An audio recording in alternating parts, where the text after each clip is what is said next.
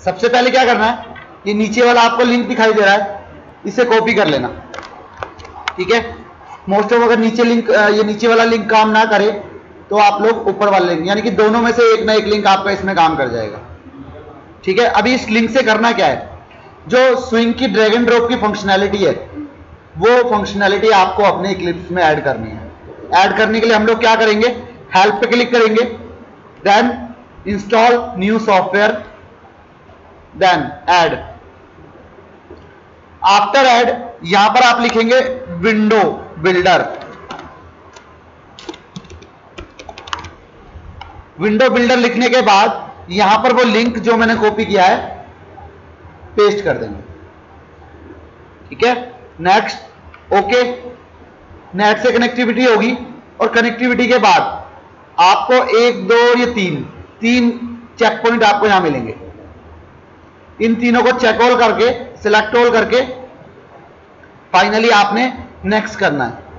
Next करने के बाद वो आपकी रिक्वायरमेंट को कैलकुलेट करेगा, क्या बिल्ड करने जा रहे हो, और एज एक सॉफ्टवेयर डाउनलोड करने के तरीके से आपसे एग्रीमेंट मांगेगा कि accept this agreement like this. वो एक्सेप्ट और नॉट एक्सेप्ट के लिए आता है, कोई कोई सॉफ्टवेयर इंस्टॉल करते हैं तो देन एक्सेप्ट करके फिनिश कर देना।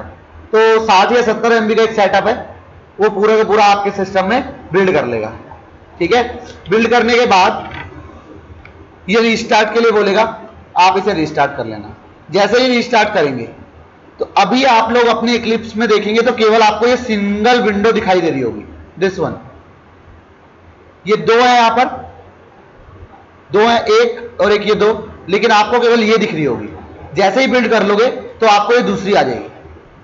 ठीक है, नेक्स्ट हमें क्या करना है, file, new, Java project. Project का नाम दे दिया स्विंग डेमो। स्विंग डेमो आपके पास प्रोजेक्ट आ गया। ओपन करना, एसआरसी को सिलेक्ट करना। एसआरसी सिलेक्ट करने के बाद आपने जाना है यहां पर create new visual classes, click करना। स्विंग नीचे दिखाई देगा, उस पर जाना और यहां आप बनाना है एक फ्रेम। फ्रेम पे क्लिक करने के बाद आप दोगे एक पैकेज का नाम। पैकेज क्या होता है, कैसे क्या बेनिफिट्स होते हैं, मैंने आपको सब कुछ बताया हुआ है। ठीक है, पैकेज का आपने कोई भी एक नेम दे दिया एंड देन एक क्लास कन्वेंशन के तौर पे आप एक नाम दोगे क्लास का। ठीक है, आपने कोई भी नाम दे दिया, डेमो। मैंने फिनिश किया।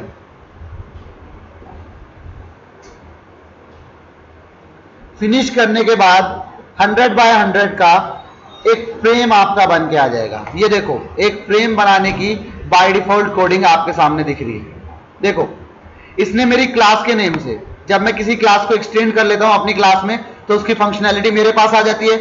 तो जे फ्रेम की फंक्शनैलिटी मेरे क्लास के पास आ गई। तो अब इसने डेमो का एक ऑब्जेक्ट बनाया फ्रेम नाम का।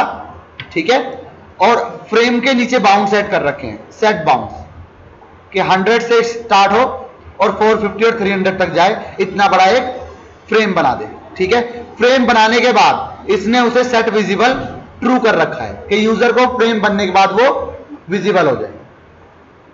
क्लियर? तो ये प्रोग्रामिंग पहले हमें करनी होती थी, अब ये बाय डिफॉल्ट हमारी हो जाती है जैसे हम लोग क्लास बनाते हैं। ठीक है, इसके बाद आप लोगों ने क्या करना है, नीचे डिजाइन का ऑप्शन दिख रहा है आपको, इस पे क्लिक करके पार्स कर देना है। फर्स्ट टाइम डिजाइनिंग में कुछ टाइम लगाएगा ये प्रोजेक्ट बनने के बाद।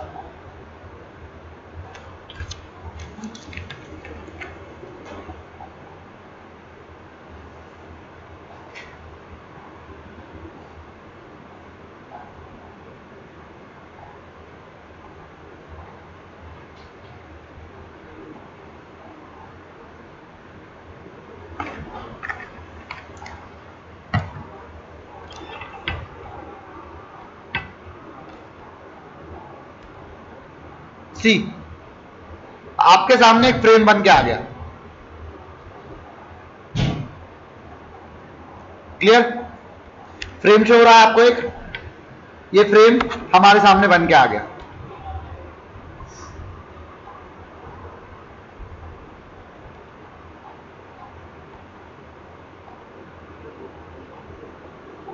अब हमें इसमें क्या करना है, फ्रेम का साइज थोड़ा छोटा कर देता हूं।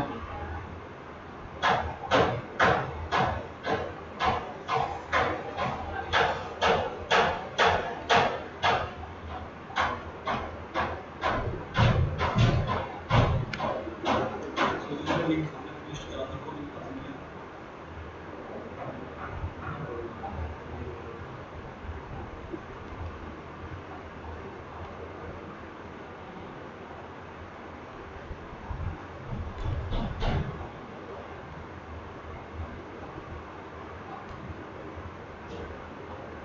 है, ये फ्रेम हमारे सामने बन के आ गया। अब इसे फ्रेम को आप रन करोगे। रन करने का तरीका वही है, run as Java application.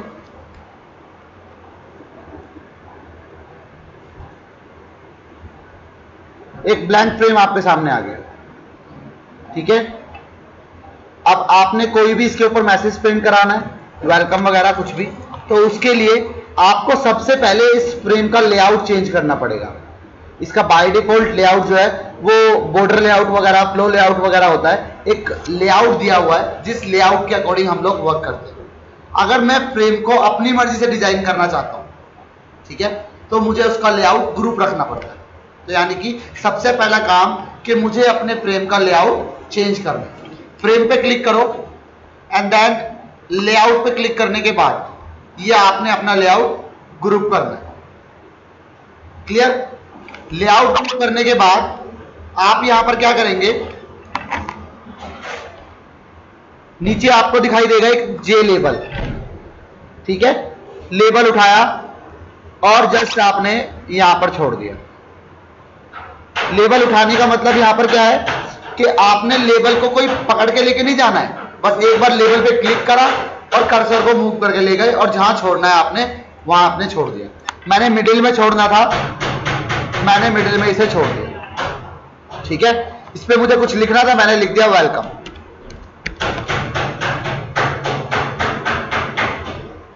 Welcome लिखा आ गया। अब बाई चांस मैं इस पे कुछ और एडिशन करना चाहता हूं, मॉडिफिकेशन करना चाहता हूं, तो लिखने के लिए क्या करूंगा, यहां पर नीचे जाना, टेक्स्ट आपको दिखाई देगा, टेक्स्ट पे क्लिक करके आपने जो मॉडिफिकेशन करना है कर सकते हैं। ठीक है, अब इसका फॉन्ट वगैरह इंक्रीज करना है तो वो भी आप कर सकते हैं। यहां पर आपको फॉन्ट दिखाई दे रहा है, फॉन्ट ओपन कर लो और आपने जो रखना है बोल्ड रख लो, कुछ और चेंज कर लो, फॉन्ट का साइज चेंज कर लो और फिनिश। फॉन्ट का साइज आपका उसके अकॉर्डिंग ही हो जाएगा। ठीक है, रन करना है दोबारा रन कर लो, देखो वेलकम मेरा लिखा आ गया। ठीक है, अदरवाइज मुझे एक लेबल बनाने के लिए भी क्या प्रोग्रामिंग करनी होती, देखो आपको दिख रहा होगा ये डेमो कंस्ट्रक्टर के अंदर एक लेबल क्रिएट किया जिसके ऊपर मैंने लिखा वेलकम। ठीक है, लेबल क्रिएट करने के बाद लेबल के नीचे बाउंड वगैरह सेट कर रखे होंगे, इसका फॉन्ट सेट कर रखा है, बोल्ड कर रखा है। ये सारी प्रोग्रामिंग पहले मुझे करनी होती थी, लेकिन आज मुझे करने की रिक्वायरमेंट नहीं है। ये सब मेरा ऑटोमेटिकली यहां पर आपका हो जाएगा जैसे आपने ड्रैग एंड ड्रॉप किया। और प्रोग्रामिंग आप देखना चाहोगे तो वो भी आप देख सकते हो। ठीक है, वेलकम आ गया। अब मुझे सिंपल सा एक काम करना था कि 2 नंबर का सम करा के उसे प्रिंट कराना था। ठीक है, तो 2 नंबर का सम कराने के लिए मुझे क्या करना पड़ेगा, यहां पर प्रिंट कराना पड़ेगा एंटर 1 नंबर, और कुछ एंटर करने के लिए फील्ड वगैरह लेनी पड़ेगी। ठीक है, सबसे पहले मैंने यहां पर 2 लेबल लिए, label 1, label 2 and label 3, 3 label लिए। इस वाले लेवल पे लिखा मैंने रिजल्ट। ठीक है, और इस वाले लेवल पे मैंने लिखा एंटर सेकंड नंबर, और इस वाले लेवल पे मैंने लिखा एंटर फर्स्ट नंबर। ठीक है, लेवल आपके आ गए, आपने जो लिखना था वो अपने अकॉर्डिंग लिख दिया। अब इसमें आपको एंटर कराने के लिए फील्ड चाहिए, तो यहां पर फील्ड का नाम होता है जे टेक्स्ट फील्ड। ठीक है, आपको यहां पर दिया ही है जे टेक्स्ट, और पूरा नाम देखो आपको यहां दिख रहा है कंटेनर पे, जे टेक्स्ट फील्ड। ठीक है, इसे क्लिक करना है और उठा के आपको लेके जाना है और यहां आपने अपने पहले पैनल के सामने डाल देना है। ठीक है, एक और उठाया जिसमें 2 नंबर एंटर कराओगे, वो आपने यहां पर डाल दिया। ठीक है, एक और उठाया जिसके अंदर आप रिजल्ट प्रिंट कराओगे।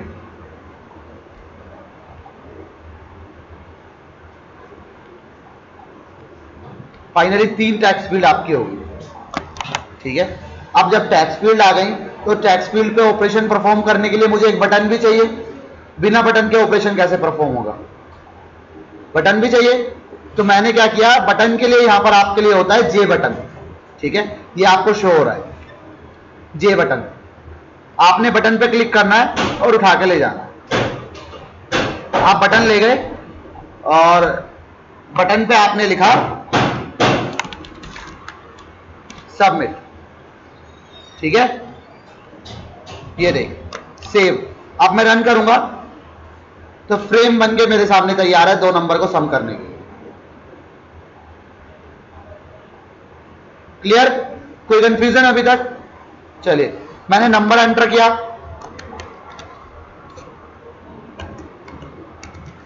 और मैंने सबमिट किया, पर कोई ऑपरेशन परफॉर्म नहीं हो रहा। क्यों?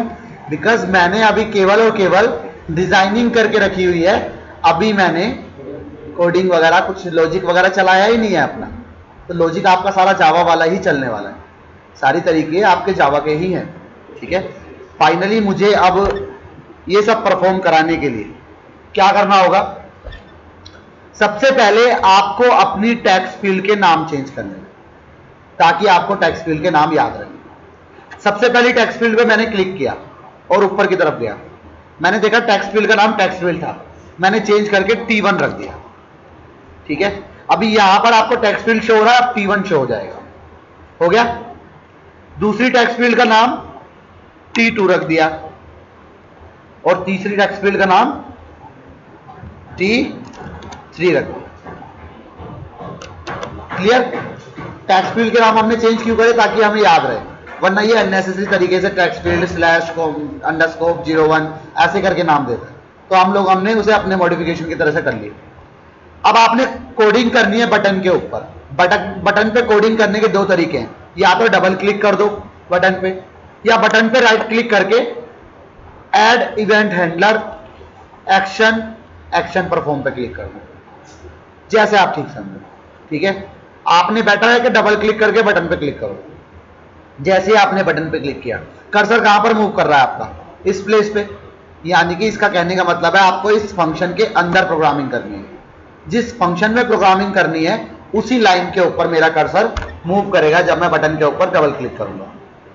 ठीक है, अब आपको एक चीज बता दूं कि जो टेक्स्ट फील्ड हमने बनाई है वो टेक्स्ट फील्ड वैल्यू हमें रिटर्न भी स्ट्रिंग में करता है और वैल्यू लेता भी स्ट्रिंग में ही है। यानी कि जो नंबर मैं उसमें एंटर करा रहा हूं, मैं अपने अकॉर्डिंग तो नंबर एंटर करा रहा हूं, बट एग्जैक्टली वो क्या होगा? एक स्ट्रिंग होगी। यानी कि अब उस स्ट्रिंग को मुझे पहले इंटीजर में कन्वर्ट करना पड़ेगा, तभी तो मैं सम करा सकता हूं।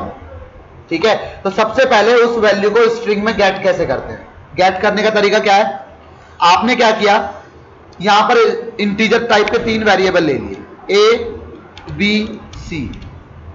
ठीक है, देन अब आपने स्ट्रिंग का एक वेरिएबल लिया, स्ट्रिंग AA = पहले टेक्स्ट फील्ड का नाम क्या था मेरा? T1। सिंपल सा फंक्शन है टेक्स्ट फील्ड के पास, गेट टेक्स्ट। आपने बोलना है T1 dot gate text, that's it. ये गेट टेक्स्ट फंक्शन क्या करेगा? जो भी आपने टेक्स्ट फील्ड 1 जो आपने नाम रखा T1 के अंदर जो भी आप एंटर कराओगे उसे स्ट्रिंग में रिटर्न करा देगा। ठीक है, लेकिन हमें तो नंबर में चाहिए, तो नंबर कन्वर्जन मैंने आपको बताया था, अगर आपको याद हो तो। ठीक है, दोबारा बता देता हूं, अगर आपको अपनी स्ट्रिंग को नंबर में कन्वर्ट करना है तो क्या करोगे? इंटीजर का वेरिएबल = आपने इंटीजर टाइप का एक वेरिएबल लिया, equal to integer dot parseInt, और यहां पास करोगे आप अपना स्ट्रिंग का वेरिएबल, वो उसे इंटीजर में कन्वर्ट करके A के अंदर स्टोर करा। समझ में आया? इंटीजर मेरी एक रैपर क्लास है ठीक है। मेरी रैपर क्लास के पास एक फंक्शन पड़ा हुआ है पार्सिंट। वो क्या करता है, मुझसे स्ट्रिंग में एक आर्ग्यूमेंट लेता है और स्ट्रिंग में आर्ग्यूमेंट लेने के बाद उसे रिटर्न कर देता है इंटीजर में। क्लियर। ये काम जो मैंने 2 लाइन के अंदर करा है, मैं इसे 1 लाइन में भी कर सकता था, मुझे 2 लाइन में करने की रिक्वायरमेंट नहीं है। क्या करूंगा उसके लिए, मैं जो t1.getText फंक्शन में चला रहा हूं उसे मैं डायरेक्टली इसके अंदर चला लूंगा। अब ये डायरेक्टली रिटर्न कर देगा मुझे किसमें, स्ट्रिंग रिटर्न करेगा और स्ट्रिंग को कन्वर्ट करा देगा ये नंबर के अंदर। तो 1 लाइन का कोड मेरा बच जाएगा। ठीक है। फाइनली ए मैंने ले लिया और बी के अंदर t2 दूसरी टेक्स्ट फील्ड से आउटपुट ले लिया। दोनों आउटपुट मेरे वेरिएबल में आ गए। लॉजिक चला दो अपने सम का, c = a + b। अब फाइनली c के अंदर मेरा सम आ गया। ठीक है।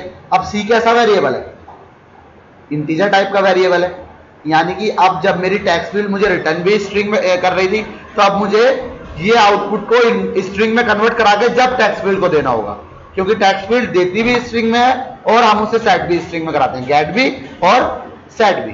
तो अब सेट कराने का तरीका है, टेक्स्ट फील्ड का नाम क्या था तीसरी का, जिसमें हमें आउटपुट सेट कराना था, t3 डॉट सेट टेक्स्ट। ये मुझसे इंटीजर में नहीं लेगा आर्गुमेंट, अगर मैं इसे c पास कर दूं तो एरर देगा, इसे स्ट्रिंग चाहिए। तो स्ट्रिंग क्लास का एक स्टैटिक फंक्शन है स्ट्रिंग डॉट वैल्यू ऑफ। ये वैल्यू ऑफ फंक्शन किसी भी टाइप का आर्गुमेंट इसमें आप पास कर दो, इंटीजर, लॉन्ग, डबल, फ्लोट, ये उसे स्ट्रिंग में कन्वर्ट कर देगा। मैंने इसमें पास कर दिया अपना c। अब इसने इसी c को कन्वर्ट कर दिया किसमें, स्ट्रिंग में, और मेरी टेक्स्ट फील्ड ने उसे स्ट्रिंग में सेट करा दिया। क्लियर। फाइनली इसे रन करके देख लो।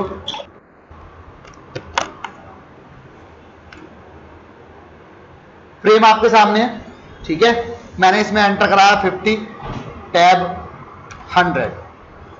जैसे ही मैंने सबमिट पे क्लिक किया, आउटपुट आपके सामने। ठीक है। तो टेक्स्ट फील्ड से वैल्यू कैसे गेट करनी है, आई थिंक क्लियर हो गया होगा।